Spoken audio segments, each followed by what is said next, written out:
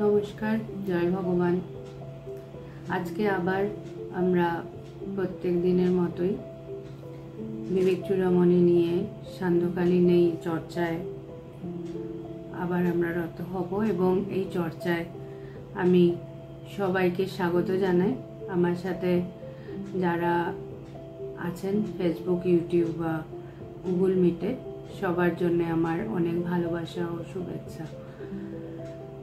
আমরা গতদিন যেখানে বিবেক চূড়ামণিতে যত অবধি আলোচনা করেছি তারপরের থেকে আজকে চর্চা করব এবং আশা করি আপনারা সকলে আমার কথা শুনতে পাচ্ছেন। আমরা গতদিন যে আলোচনা করছিলাম তার বিষয়বস্তু ছিল যে ব্রহ্মজ্ঞ ব্যক্তি যারা রয়েছেন তাদের যে চরিত্র, তাদের বিশেষ যে ভাব, সেটাই আমি যেহেতু ভগবানকে নিজে দেখেছি এবং আমার সেই সৌভাগ্য হয়েছে তার সাথে সময় কাটানোর, তাই জন্যে তার সঙ্গ আমি পেয়েছি। তো তাই জন্যে তার জীবন দিয়ে আমি কিছুটা ব্যাখ্যা করার চেষ্টা করেছিলাম যে এই যে আমরা শাস্ত্রে যে আলোচনাগুলো দেখি সেগুলো সত্য এবং আমরা সত্যি ব্রহ্মজ্ঞ পুরুষের মধ্যে এই জীবন আমি খুঁজে পেয়েছি। তো আজকে তার পরের থেকেই আমরা চর্চা করব এবং এখানে আজকে যে মূল বিষয় রয়েছে যে সাধারণ মানুষ এবং ব্রহ্মজ্ঞ ব্যক্তির যে তফাৎ, যে চরিত্রের মধ্যে যে তফাৎ আমরা দেখতে পাই, সেটা নিয়ে আজকে আমরা চর্চা করব এবং সেখানে খুব সুন্দরভাবে এখানে ব্যাখ্যা করা হয়েছে যে আমরা যে জগতে তো সবাই থাকে। সত্য কথা হচ্ছে যে আমরা কেউই তো জগতের বাইরে নই, আমরা গুহা গহ্বরে তো নেই, আমরা তো এখানেই রয়েছি এবং এই চর্চার মধ্যে দিয়েই আমরা দৈনন্দিন জীবন কাটাচ্ছি। সেখানে এই চর্চাটা করে আমাদের যে তফাৎ, যে সাধারণ মানুষ সেই সেম জিনিস, মানে আমার সামনে একই বস্তু আছে কিন্তু সেই বস্তুটা একজন সাধারণ মানুষ তার সামনে থাকলে কেমনভাবে রিয়্যাক্ট করে, আর একজন ব্রহ্মজ্ঞ পুরুষ তিনি যখন সেই বস্তু বা ব্যক্তির সান্নিধ্যে আসে তার যে মনের ভাব, এই দুটোর তফাৎটা নিয়েই আজকে আমরা চর্চা করব। তো এখানে সবার প্রথমেই একটা কথা খুব সুন্দরভাবে বলছে, যেটা আমাদের প্রত্যেকের জীবনে ভীষণ ইম্পর্টেন্ট। আমরা সবাই অলমোস্ট সেটা ভেবে থাকি যে টাকা পয়সা ছাড়া চলা যায় না। আমরা কাউকে যদি কিছু বলি তখন তার একটা কথাই বলে, মাতাজি আপনি যতই বলুন না কেন টাকা ছাড়া তো চলা যায় না। অবশ্যই এটা সত্য কথা।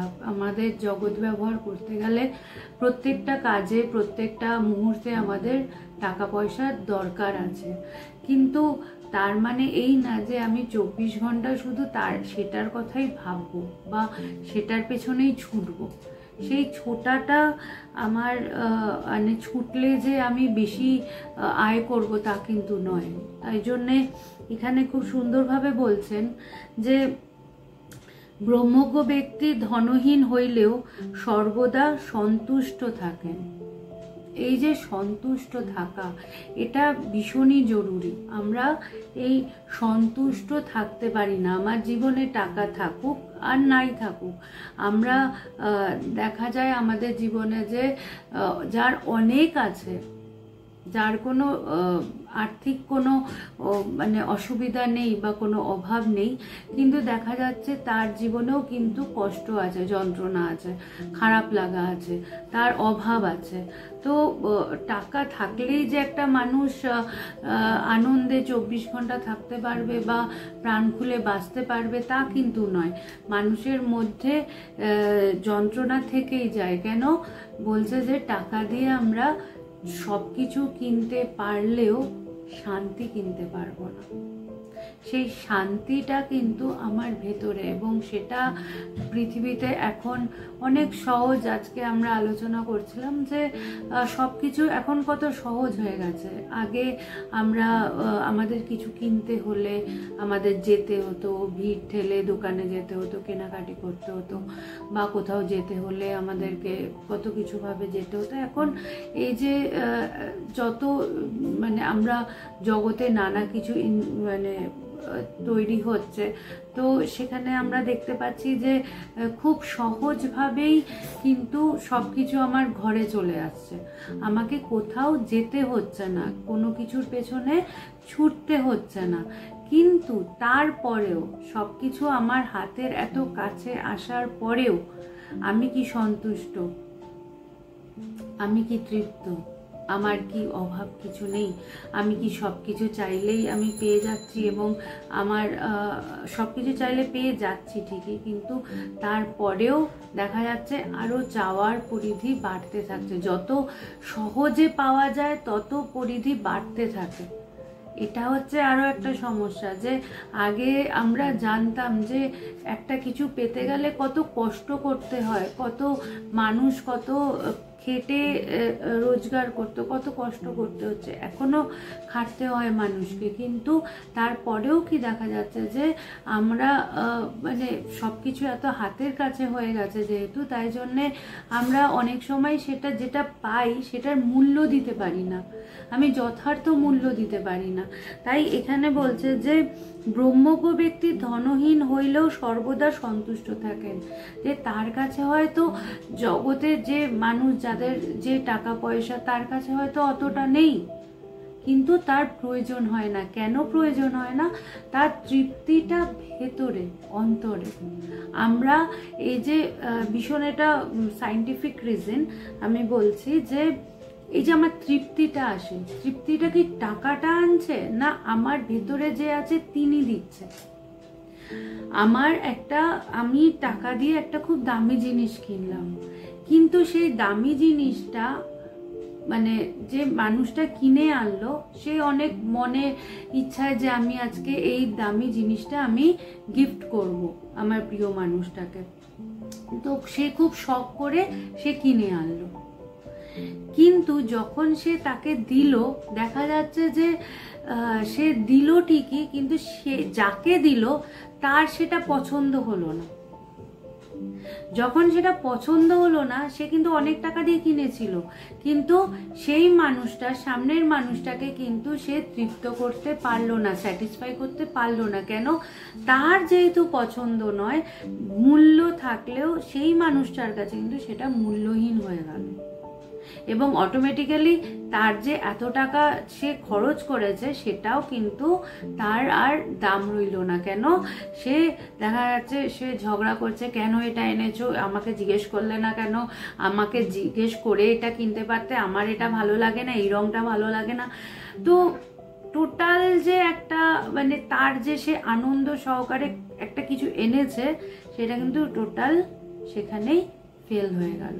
সুতরাং টাকা থাকলেই যে তৃপ্তি আসবে তা কিন্তু না, কারণ আমার ভেতর থেকে আমি যতক্ষণ তৃপ্ত না হচ্ছি, সেটা দাম যাই হোক না কেন, বস্তুটা যাই হোক না কেন, সেটা কিন্তু আমাকে আনন্দ দেবে না। আনন্দটা আমার ভেতরে, ওই পার্টিকুলার দেখো বস্তুটা থাকুক আর না থাকুক, আমি কিন্তু আনন্দ স্বরূপ। আমি যতক্ষণ একটা বস্তুকে কেন্দ্র করে আনন্দিত হব, ততক্ষণ কিন্তু ওই বস্তুটা আমার জীবনে ভীষণ ম্যাটার করবে, বা ব্যক্তিটা আমার জন্য ভীষণ ম্যাটার করবে। কিন্তু যদি এই বস্তু বা ব্যক্তির ঊর্ধ্বে আমি যেতে পারি, যেটা এই ব্রহ্মজ্ঞ পুরুষের জীবনের মূল ব্যাপার, যে তিনি সত্যটা জানেন, আমি সেই আনন্দ স্বরূপ, আমি সেই ঈশ্বর, আমি সেই ব্রহ্ম। যেহেতু তিনি এই সত্যটা জানেন, তাই জন্যে কিন্তু তার আনন্দিত হওয়ার জন্যে কোনো বস্তু বা ব্যক্তির প্রয়োজন নেই। তিনি কিন্তু যে কোনো অবস্থায় থাকুক না কেন, কেউ থাকুক বা কেউ না থাকুক, তিনি সদা তৃপ্ত থাকেন। তাই বলছে যে তার কাছে টাকা থাকুক আর না থাকুক, তিনি কিন্তু সবসময় সদা আনন্দে থাকেন। আমি সেটা ভগবানকে দেখেছি যে যখন আমাদের কিছু ছিল না, কোনো আশ্রম ছিল না, তখনও কিন্তু তিনি তৃপ্তই থাকতেন। যেমন আমি আগেও বলেছি যে ভগবানের গুরুদেব স্বামী পবিত্রানন্দজি, ভগবান যার জন্যে প্রথম তার গুরুদেবকে দেখে প্রেমে পড়ে, যে এবং এটা এই প্রেম সে মানে জগতের মতো না যে আমার কাছে এই ব্যক্তি বা বস্তুটা নেই তাই জন্য আমি একে ভুলে যাব। আর যেহেতু আছে আমাদের জীবনে যেটা থাকে যে আমি যতক্ষণ দিতে পারছি আমি ততক্ষণ তার সাথে রয়েছি, যখন আমি তার থেকে কিছু পাচ্ছি না তখন আমি তাকে ছেড়ে গেলাম। বলছে না, ভগবান কিন্তু তার গুরুদেবকে ভালোবেসে ফেলেছিলেন একটাই ব্যাপারে, যে তিনি যখন গিয়ে দেখলেন তার গুরুদেব একটা ছোট কুঠিয়াতে, একটা ছোট আশ্রম যেখানে একটা কাঁচা ঘর, সেখানে কিছুই সেরকম নেই, সেখানে যখন তিনি রয়েছেন তার সেরকমভাবে জাগতিক মানুষের যে জিনিসপত্র থাকা দরকার সেগুলো কিছুই নেই তার, কিন্তু তা সত্ত্বেও তার মুখে একটা অদ্ভুত তৃপ্তি, একটা হাসি, এবং সে তৃপ্তির সাথে তাকে ডাকছেন যে আসো। এই যে এই আনন্দ, এই হাসি, সেটা তিনি দেখলেন যে তার বাবা, তার এত কিছু থাকা, তার এত ছেলে মেয়ে, তার সংসার, তার সমস্ত কিছু থাকা সত্ত্বেও তার মুখে কিন্তু যতই হোক এই তৃপ্তির হাসিটা নেই। তখনই তিনি বুঝেছিলেন যে জগতের এই সমস্ত কিছু থাকা সত্ত্বেও, জগতে যেগুলো আমাদের প্রাইমারি, যেগুলো আমাদের নেসেসিটি বলে আমাদের মনে হয়, সেগুলো থাকা সত্ত্বেও আমার ভেতরে এই তৃপ্তির হাসিটা থাকে না, এই আনন্দটা আমার ভেতরে সবসময় থাকে না। তার মানে এই ডিফারেন্সটা তখনই তিনি বুঝতে পেরেছিলেন যে সত্য এটা জানতে গেলে আমাকে যদি সবসময় আনন্দে থাকতে হয়, আমায় যদি সবসময় তৃপ্ত থাকতে হয়, তখন এই বস্তু বা ব্যক্তির ঊর্ধ্বে যেতে হবে। এগুলো কোনো একটা বস্তু বা ব্যক্তির অপেক্ষায় যদি আমি আমার নিজের জীবনটাকে বানানোর চেষ্টা করি যে আমি বিয়ে করলে ভালো থাকবো, তার মানে কি একজন বউ থাকবে, তাকে ধরে আমি ভালো থাকতে যাব। যদি সে না থাকে, আমি যদি ভাবি একটা সিনেমা দেখবো, এই সিনেমাটা দেখলে আমি খুশি হব, সেই সিনেমাটাও তো সবসময় থাকবে না, একবার দেখে নিলাম তারপর।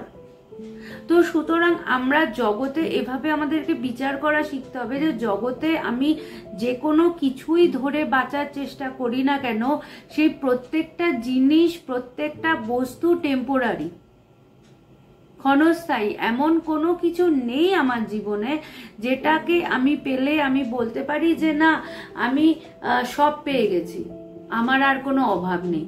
কিন্তু ব্রহ্মজ্ঞ পুরুষরা বলেন শুধু না, তাদের জীবন দিয়ে তারা দেখান যে সত্যি তাদের আর কিছু দরকার নেই, তারা তৃপ্ত, তারা খুশি, তারা আনন্দিত, তাদের জীবনে কোনো অভাব নেই। আর আমাদের এত এত থাকে, ঘরে ভর্তি ভর্তি জিনিস, ঘর ভরে যায়, কিন্তু আমরা তাও খুশি থাকতে পারি না। ভগবান বলতেন যে যত পারো ঘরটাকে খালি রাখো। কোন ঘর? এই ভেতরের ঘরটা। আর আমরা কি করি? বাইরের ঘরগুলোকেও জিনিস দিয়ে ভর্তি করি, ভেতরের ঘরটাকেও জিনিস দিয়ে ভর্তি করি। এবং ওই জিনিসগুলো বা ওই মানুষগুলো যাকে দিয়ে আমি ভর্তি করি, তারা যখন যায় আমাকে যন্ত্রণা দিয়ে যায়। তাই বলছে ভেতরটা খালি করো, যত খালি হবে তত আনন্দে থাকবে, তত খুশিতে থাকবে। আর যত ভরতে থাকবে, ভরলো আনন্দ পেলাম, কিন্তু যখন সেটা খালি হবে যন্ত্রণা দিয়ে যাবে। তাই এখানে বলছে যে সাহায্যকারী দ্বিতীয় ব্যক্তি না থাকিলেও তিনি সর্বদা মহাবল সম্পন্ন। বলছে যে যদি আমার জীবনে কেউ সাহায্যকারী না থাকে, আমরা সবসময় ভাবি যে আমার কাছে এই মানুষটা আছে মানে আমি ভীষণ, আমি অনেক শক্তিশালী মানুষ, আমার কাছে যে আমাকে গার্ড করছে, তার কাছে বন্দুক আছে, তার মানে আমি সেফ, আমাকে কেউ কিছু করতে পারবে না। কিন্তু তারপরেও দেখা যায়, আমরা অনেক জায়গায় গেছি বাইরে, সেখানে আমরা শুনেছি সন্ন্যাসী, কিন্তু সন্ন্যাসী হওয়ার পরেও লোভ যায় না, সেখানেও কিন্তু হিংসা, সেখানেও লোভ, সেখানেও দেখা যাচ্ছে কি যে তারা চেয়ারের জন্যে, গদির জন্যে একজন শিষ্য তার গুরুকে মেরে দিচ্ছে। তাই এই লোভ বড় কঠিন ব্যাপার।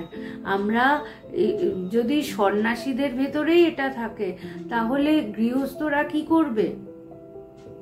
সেখানেও আমরা হাজার যাই করি না কেন, আমাদের লোভ যায় না, আমরা কিছুতেই ছাড়তে পারি না, আমরা কিছুতেই বেরিয়ে আসতে পারি না। আমাদের ভেতরে থাকে যে আমি মানে এটা ওর হয়ে গেল, আমার এই চাই। কিন্তু সবচেয়ে মজার ব্যাপার হচ্ছে, জানবে যতক্ষণ ওই চেয়ারটা আছে, যতক্ষণ ওই ডেজিগনেশন আছে, আমি ম্যানেজার, আমি সিইও, আমি এই সমস্ত সম্পত্তি আমার, বা আমার এই মানে আমি এই জায়গাকার সিএম, বা আমি এই জায়গাকার, আমি এই জায়গাটার কাউন্সিলর, এই যে যতক্ষণ আমার এই পজিশনগুলো আছে, ততক্ষণ কিন্তু দাম আছে। যখনই আমার এই পজিশন থাকবে না, তখন কিন্তু আমার কোনো মূল্যই থাকবে না, জগতে কেউ আমাকে মূল্য দেবে না। সুতরাং আমাদেরকে কিন্তু ভীষণভাবে এই জায়গাটাতে খেয়াল রাখতে হবে যে আমরা যেন কোনো বিশেষ কোনো স্থান বা কোনো ব্যক্তি বা কোনো বস্তুকে ধরে আঁকড়ে ধরে বাঁচতে না শিখি। আমরা সমস্ত কিছু ছেড়েও যেমন থাকবো, সমস্ত কিছু নিয়েও তেমনই থাকবো, এভাবে আমাদের চলা শিখতে হবে। এই ব্রহ্মজ্ঞ পুরুষ কিন্তু তারা এরকমই, তাদের কোনো দ্বিতীয় ব্যক্তি নেই যার কাছে তাদের এক্সপেকটেশনস থাকে, আশা থাকে যে এই মানুষটা আমাকে যদি কিছু না করে, আমায় যদি সাহায্য না করে, তাহলে আমার কি হবে। আমরা কিন্তু এই কথাটা বলি না যে আমার কি হবে, আমাকে কে দেখবে। কারণ আমরা সত্যটা জানি, ঈশ্বর ছাড়া কেউ কাউকে দেখে না, কেউ কারুর কথা ভাবে না। প্রতিটা মুহূর্তে সময়ের সাথে সাথে আমরা চলে যাব, আমরা সারা জীবন কেউ কারুর সাথে থাকবে না। সময়ের সাথে সাথে সব কিছু বদলায়, কিন্তু বলছে যে তোমায় নিজেকেই দেখতে হবে। আমরা আলটিমেটলি কিন্তু সবাই নিজের নিজের জায়গায় একা, কেউ এমন নেই যে আমার সাথে এই মানুষটা সারা জীবন থাকবে। একমাত্র ঈশ্বর যিনি আমার সাথে সদা সর্বদা থাকেন। তাই এখানে বলছেন যে সাহায্যকারী দ্বিতীয় ব্যক্তি না থাকলে, অর্থাৎ আমার প্রতি মুহূর্তে ভেতরে থাকবে যে এই মানুষটা আমাকে সাহায্য করবে, তবে আমার চলবে। বলছে যে না, সাহায্য তোমার ভেতর থেকে আসছে, এটা তুমি জানো না, তুমি বুঝছো না।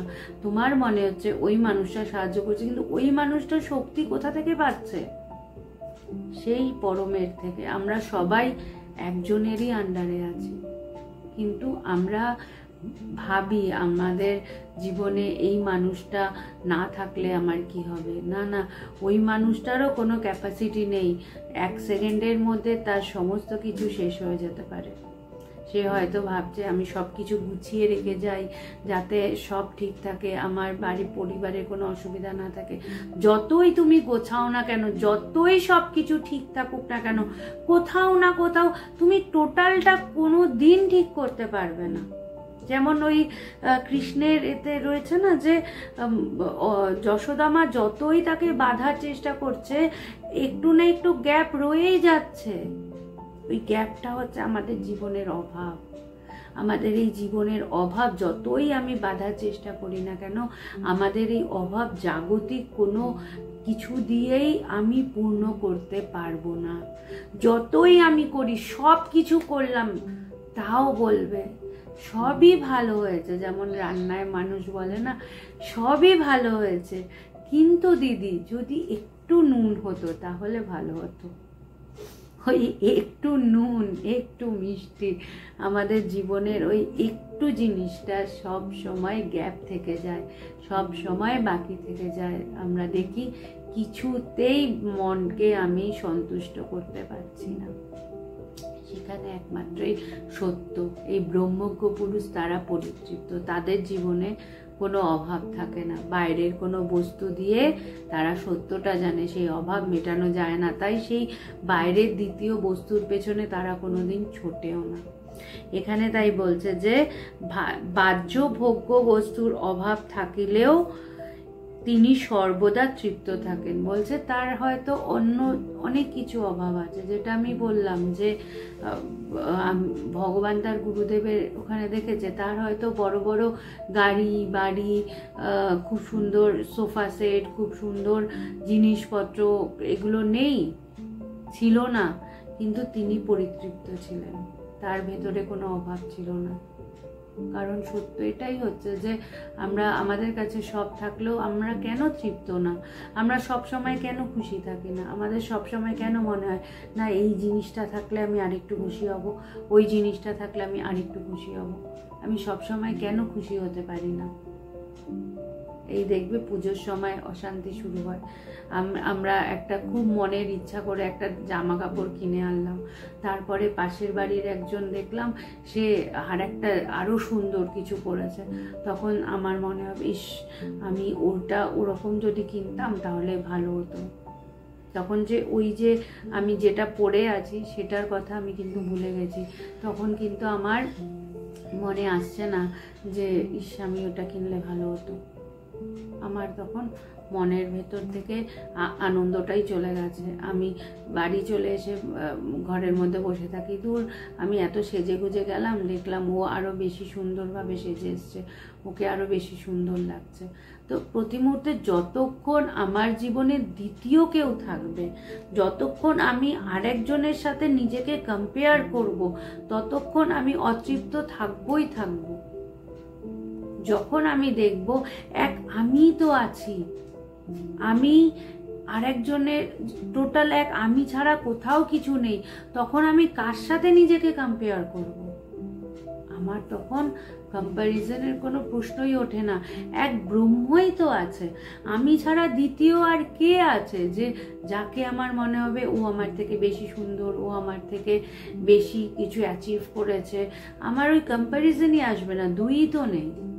আমি যখন সবার মধ্যে নিজেকেই অনুভব করব, সেই এক আত্মাকেই অনুভব করব।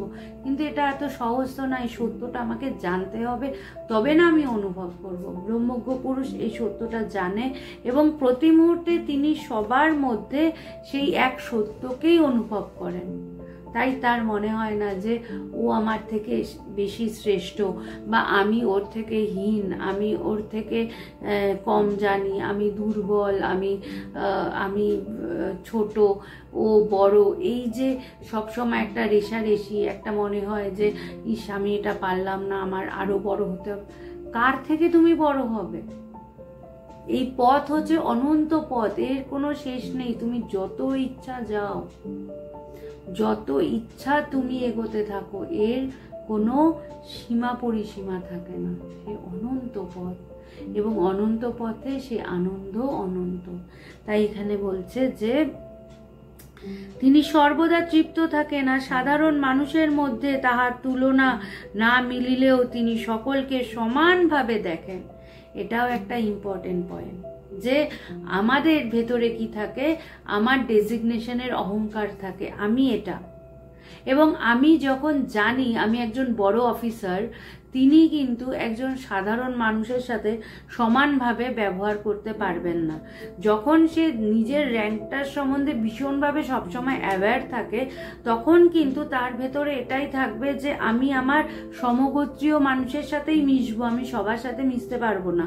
কিন্তু যিনি ব্রহ্মজ্ঞ পুরুষ, তিনি সবসময় জানেন যে যারা রয়েছে সবাই সেই এক, সবাই সেই এক। আমি আলাদা আলাদা, সে কাউকে দেখেই না যে এ বিশাল বড় লোক, ও হচ্ছে গরিব, ও হচ্ছে কিছু জানে না, ও ছোট বড়, এই যে ডিফারেন্স ব্যাপারটা তার ভেতরেই নেই। কারণ তার মনের মধ্যে ওই দুই তো নেই, সে তো দেখছে টোটাল সবাই এক। যখন এই টোটাল সবাই এক অনুভব করছেন, তখন তো কারোর সাথে সে পার্সিয়ালিটি করতে পারবে না। কিন্তু আমরা তো পার্সিয়ালিটি করি। আমার যার থেকে আমার লাভ হবে আমি তাকে বেশি দেব, যে আমার জন্য বেশি করবে আমি তার জন্য বেশি করব, তাকে বেশি করে ফোন করব, তাকে বেশি করে খবর নেব, তার জন্য আমি অনেক কিছু করব, তার জন্য আমি দামি জিনিসটা রাখবো। কিন্তু যে বলছে যে ব্রহ্মজ্ঞ পুরুষ হয় তার কাছে এই ডিফারেন্স ব্যাপারটা থাকেই না। কেন? তার কাছে সবাই সমান। সে কখনো একে বেশি দেব, আমি আমার গুরুদেবকে কোনোদিনও দেখিনি যে তিনি কারুর জন্যে বেশিটা রেখেছে, কারুর জন্যে কম রেখেছে, কারুর জন্যে বিশেষ জায়গা রেখেছে, কারুর জন্যে জায়গা নেই বা তাকে বলছে না তুমি পেছনে বসো।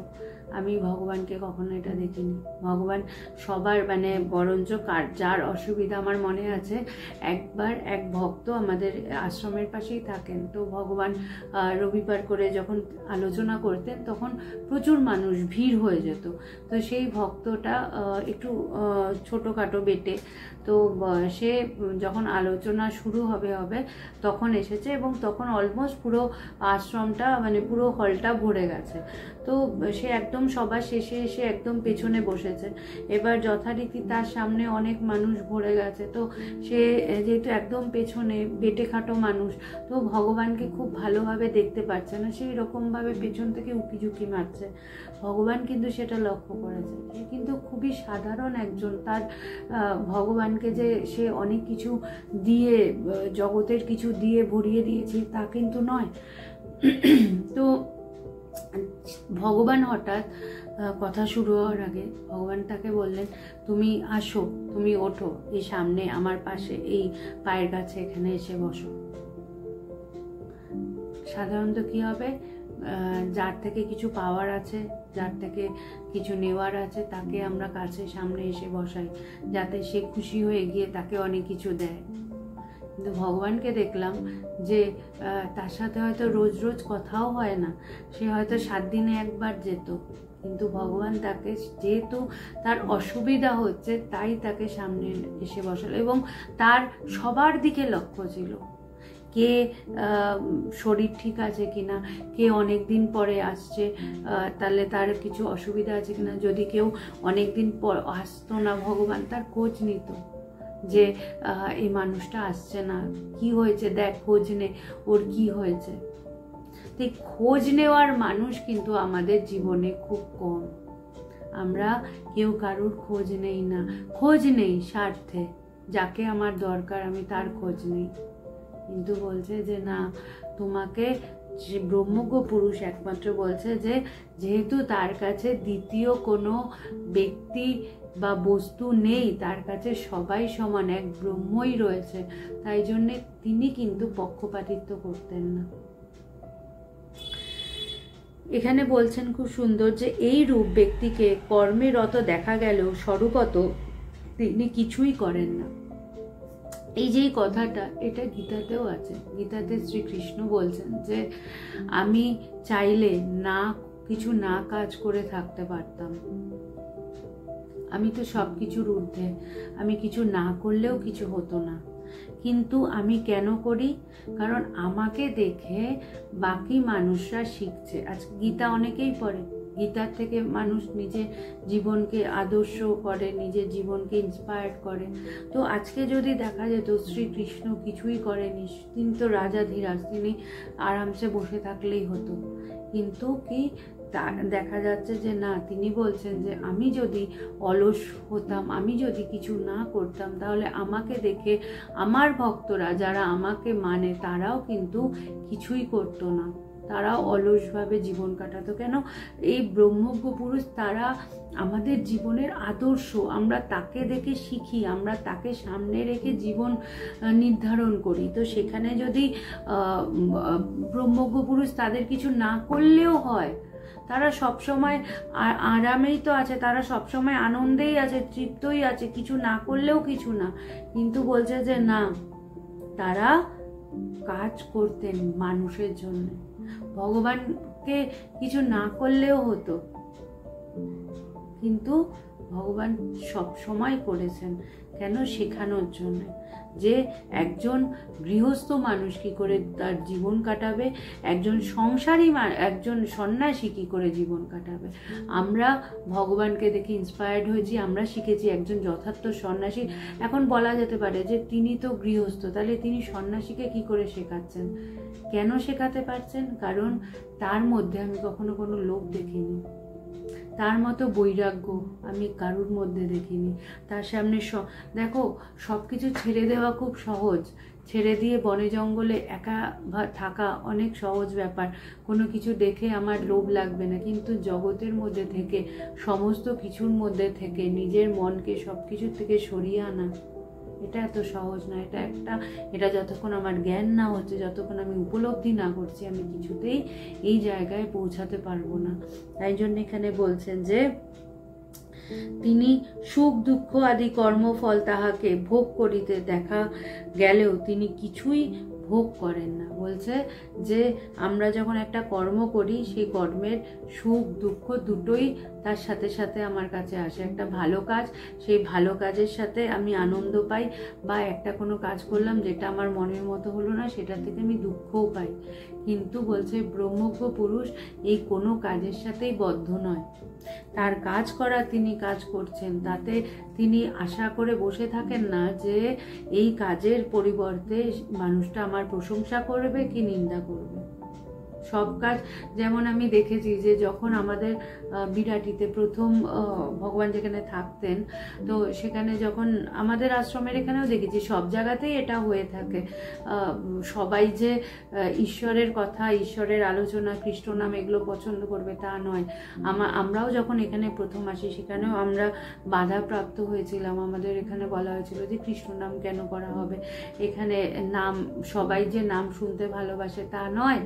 তো এটা কারুর ভেতরে আনন্দ দিচ্ছে, তৃপ্তি দিচ্ছে, নাম করতে তার ভালো লাগছে। আবার কেউ কেউ বলছে যে না, এই নাম কেন করছো, এই নাম এত জোরে জোরে নাম করছো, আমার পড়াশোনার অসুবিধা হচ্ছে। কিন্তু আমরা যখন টিভি দেখি পাশের ঘরে বসে বসে, আর মেয়ে আর এক ঘরে পড়ে, তখন আমাদের মনে পড়ে না যে পড়াশোনার অসুবিধা হচ্ছে। কিন্তু নাম শুনলে আমাদের অনেকেরই ভালো লাগে না। তাই সব কিছু যে সবার ভালো লাগবে তা নয়, নাই লাগতে পারে, কিন্তু বলছে যে তাতে তার কিছু, সে মানে অন্যকে তৃপ্ত করার জন্য কাজ করা নয়, কাজ করার তাই কাজ করছে। সেখানে আমি সেই জিনিসটা থেকে নিয়ে আমি ভালো থাকবো না বাজে থাকবো, সেটা আমার উপরে নির্ভর করছে। আমি কিভাবে জীবন কাটাচ্ছি, আমি কতটা নিতে পারছি, আমি একজন ব্রহ্মজ্ঞ পুরুষকে দেখছি, তার থেকে আমি কতটা নিতে পারবো, সেটা আমার উপরে নির্ভর করছে। আমরা হয়তো অনেকেই সব দেখেও না দেখে চলে আসি। টোটালটা দেখা, টোটালটা লক্ষ্য করা, টোটালটা নিয়ে বোঝা, এটা কিন্তু এত সহজ ব্যাপার নয়। তাই এখানে বলছে যে এই দেহ অভিমান শূন্য হওয়ার ফলে স্বশরীরে বর্তমান থাকিয়াও নিজেকে অশরীরী বলিয়া অনুভব করেন। এই গীতায় একটা খুব সুন্দর কথা আছে যে বলছে যে যারা জ্ঞানী তারা কিন্তু অনাসক্ত হয়ে সমস্ত কাজ করে, আর যারা অজ্ঞানী তারাও সব কাজ করে কিন্তু আসক্ত হয়ে। দুটোর মধ্যে তফাৎ আছে। আমরা সবাই কাজ করছি, কিন্তু আমাদের প্রত্যেকটা জিনিসের প্রতি আমার আসক্তি থাকে। আসক্তি অর্থাৎ যে আমি যে করছি, আমি ছাড়া এই কাজটা করলে হবে না, আমি একমাত্র ঠিক করব, আমি সংসারে না দেখলে হবে না, আমার এই কাজটা আমার, এই জিনিসটা আমার, এই সোনাটা আমার, এই বাড়িটা আমার, এই গাড়ি আমার করে আমি নিজের কাছে রেখে দিই সব কিছু। প্রত্যেকটা জিনিসের প্রতি আমার মন, আমার আসক্তি থাকে। কিন্তু সেই জায়গায় জ্ঞানী যে, সে জানে আমার কিচ্ছু নেই, আমি কিছু নিয়ে আসিনি, আমি যে নিজের পজিশন নিজের ভেবে আমি নিজের কাছে যে সব কিছু রাখতে চাইছি, আমার করে রাখতে চাইছি, আমি যখন চলে যাব তখন আমি আমার করে নিয়ে যেতে পারবো না। আমাকে যা যেখানে যেমন হঠাৎ করে যখন কেউ মারা যায়, তখন সে কি সব কিছু ঠিক করে, মানে বয়সকালীন এরকম হঠাৎ অ্যাক্সিডেন্টে মারা গেল, হঠাৎ কিছু হলো, তার শরীর খারাপ হলো, সে চলে গেল, তখন কি সে সব কিছু গুছিয়ে রেখে ঠিক করে যেতে পারে? তার অবর্তমানে তার সংসারে কি হচ্ছে, কে দেখছে, তার সংসার ঠিক মতো চলছে কিনা সে কি দেখতে আসছে? আসছে না, সম্ভব নয়। তাই আমরা সব কিছু হাজার চেষ্টা করি না কেন, সব ঠিক করতে পারবো না। তাই সব কিছু ঠিক করার চেষ্টা না করে আমার কাছে যা আছে, যতটুকু আছে, আমি সেটার মধ্যে যদি খুশি থাকার অভ্যাস করতে পারি, তাহলে আমি কিন্তু যে কোনো অবস্থাতেই খুশি থাকতে পারবো। আর যদি তা না হয়, তাহলে আমার কাছে ভরে ভরে জিনিস, সমস্ত কিছু যদি সবাই পায়ের কাছে এনে দেয়, তারপরেও আমি দেখবো আমি তৃপ্ত নই, আমি খুশি নই, আমার অভাব যাচ্ছে না। তাই এই গীতার এই কথাটাও, আমরা তো গীতা পড়ি, কিন্তু এই কথাগুলো কি আমি মনে রাখি? যে বলছে যে আজকে শ্রীকৃষ্ণ তিনি স্বয়ং ঈশ্বর হয়েও মানুষকে ইন্সপায়ার করার জন্যে, মানুষকে পথ দেখানোর জন্যে তিনি পরিশ্রম করে গেছেন, তিনি কাজ করে গেছেন। এবং আমাদের কাজ তার কাজ দেখে আমাদের তাকে ফলো করা, তার এই কথাটা মনে রাখা যে অনাসক্ত হয়ে কাজ করো। আসক্তি নিয়ে যে যদি আমি কাজ করি, সেই কাজ ঠিক হবে না। কেন? সেই কাজের থেকে আমি কোনো ফল পাবো না। আমি ছুটবো, কিন্তু আমি দেখবো যে ওই কাজ করার পরেও মনের মধ্যে সমস্ত কিছু রয়ে গেছে এবং সেটা থেকে আমি কিছুতেই নিজেকে বের করে আনতে পারছি না। সেই ফলটা জিরো, খুব একটা কিছু পাওয়া যায় না তার থেকে। তাহলে আজকে এই অবধি থাকুক। আবার সামনে সব কিছু ঠিক থাকলে সামনের বৃহস্পতিবার ঠিক রাত 9টায় আমাদের আবার দেখা হবে। এবং সামনে পুজো আসছে, আপনারা সবাই মানে নিজের ঈশ্বরকে নিয়ে থেকে সব কিছু করুন, সব কাজ করুন, নিজের খেয়াল রাখুন, নিজেকে ভালো রাখুন এবং সবসময় জানবেন জগতের কিছু দিয়ে নিজেকে তৃপ্ত করা যায় না। তাই যা থাকবে সেটাতে সন্তুষ্ট থাকুন, দেখবেন সব কিছু ভালো এমনিতেই হচ্ছে, আপনি তার মধ্যে ভালো থাকতে পারবেন। ভালো থাকুন সবাই। জয় ভগবান।